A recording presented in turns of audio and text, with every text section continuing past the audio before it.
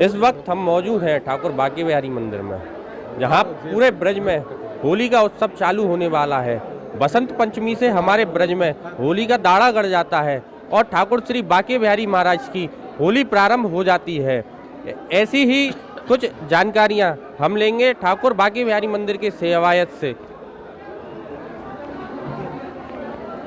आपका नाम? मेरा नाम रघु गोस्वामी है।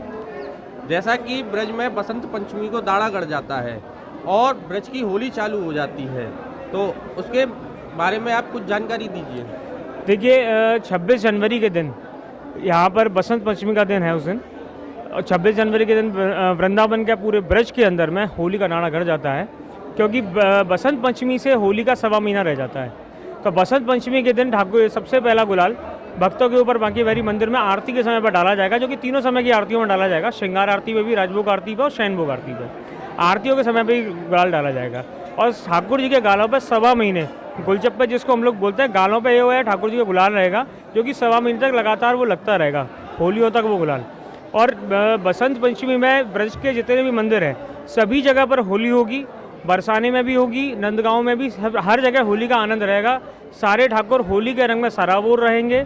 ये सवा महीना, ये होली का ये महत्व ठाकुर जी का बहुत ही अलग ही अद्भुत है, क्योंकि कहते हैं कि जगत होरी ब्रज हो रहा, ऐसा ये देश निगोड़ा। तो यहाँ वृंदावन के अंदर में भी यदि देखें तो ऐसी जो ब्रज में हमारी होली होती है, ये होली हमारे यहाँ कहीं नहीं होती ब्रज के अलावा में। और देखें यहाँ पे तो बसंत पंचमी के दिन ही केवल गुलाल फेंका जाएगा, उसके बाद फिर रंग भरनी एकादशी से यहाँ ठाकुर जी का गुलाल भक्तों के ऊपर शुरू हो जाएगा निरंतर। ऐसे जगह जगह सभी मंदिरों में, आरतियों में भी फेंका जाएगा। निधिवन जी में डेली मंगला आरती के समय पर भी गुलाल वहाँ थोड़ा थोड़ा भक्तों के ऊपर डेली डाला जाएगा सवा महीने तक। तो होली का एक आनंद है, वो एक अलग ही आनंद होगा यहाँ पर। और बसंत पंचमी के दिन श्री बिहारी जी महाराज यहाँ पर पीले रंग की पोशाक को धारण करेंगे। यहाँ पर मंदिर हमारा जो है पीले कलर के फूलों से डेकोरेट की भी किया जाएगा।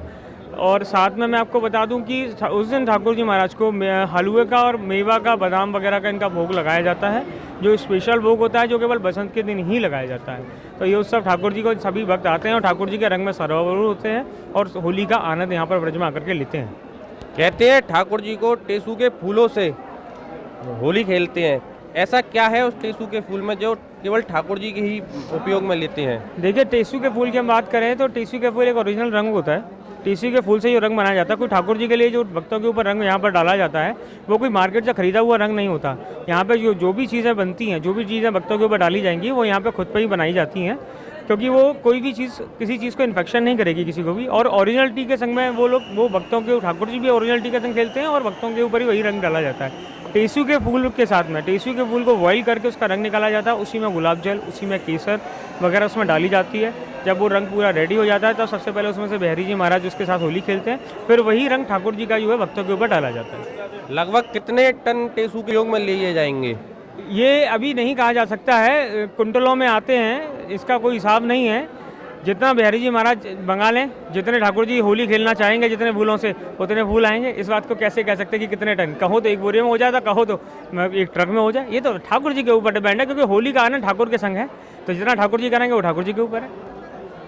जैसा कि हमारे मंदिर के सेवायतों ने बताया कि ठाकुर जी को टेसू के फूलों से होली खेलाई जाएगी और एकादशी के दिन से ठाकुर जी के गालों पर गुलच्छा जो लगाए जाएंगे।